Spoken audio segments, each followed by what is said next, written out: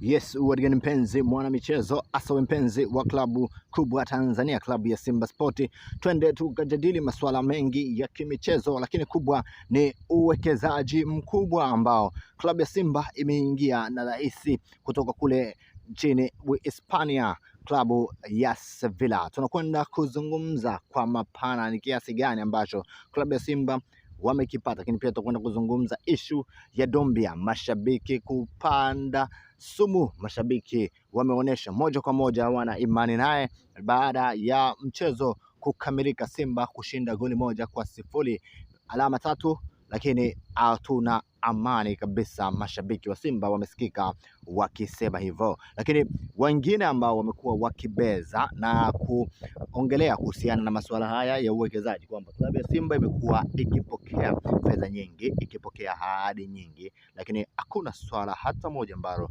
limekuwa likifanyika. Sijui wewe kwa upande wako unaweza ukalizungumziaje, lakini mimi ninakwenda kulifafanua moja kwa moja kuhusiana na haya makubaliano ambayo wameingiana. Tunakwenda kuyajadili. Sisi hatujali nani atakwenda kutekeleza na nani hatakwenda kutekeleza, lakini vipi kuhusiana na kauli za mwekezaji mkubwa wa klabu ya Simba Sport baada ya kusema kuna baadhi ya watu wamekuwa wakimwangusha bilioni zaidi ya 3 zilitengwa kwa ajili ya usajili wa safu ya mbele tu, yani usajili wa namba 9 kweli, na watu walizani Fiston Kalala Mayele huenda angerejea kwenye kikosi cha Simba Sport, angekuja kwenye kikosi cha Simba Sport. Kumradhi, kurejea ni kwamba alishacheza, lakini angekuja kwenye kikosi cha Simba Sport, lakini mambo ya kwenda ndivyo sivyo. Dombia kaletwa, nani amemleta? Tutakwenda kuzungumza hapa kwa mapana. Kwa hiyo usisahau kabisa kusubscribe na kuniambia wewe unashabikia Simba kutokea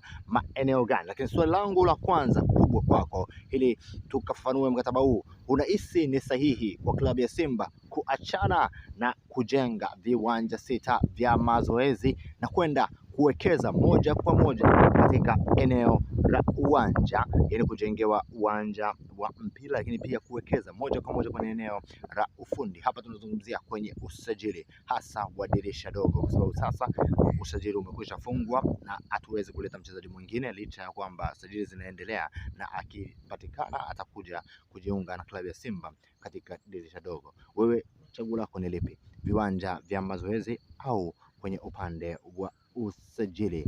Sasa twende moja kwa moja. Klabu ya Simba wamepokea zaidi ya bilioni 125 ambazo zitakwenda kutumika kwa misimu 3 mfululizo. Msimu wa kwanza wanaweza kutumia zaidi ya nusu ya kiasi hicho, nyingine zitawekwa taratibu, kwa sababu klabu ya Simba wamewekewa kiasi hicho, na masharti ni makubwa, masharti ni mazito, kwa sababu Sevilla hawataki utani, wanataka Simba Sport ifike pale ambapo wao waliahidiwa itafika. Na sababu ambazo zimewafanya wao waje kuwekeza tena ni kwa sababu wameona klabu ya Simba wamekuwa na consistency ya miaka 5 pasipo kuchukua ubingwa, lakini wapo kwenye top chart kati ya timu kubwa barani Afrika, lakini pia kwa hapa nyumbani Tanzania. Wewe una maoni gani? Hizi 125 zitumike kusajili wakina nani? Lakini tumepewa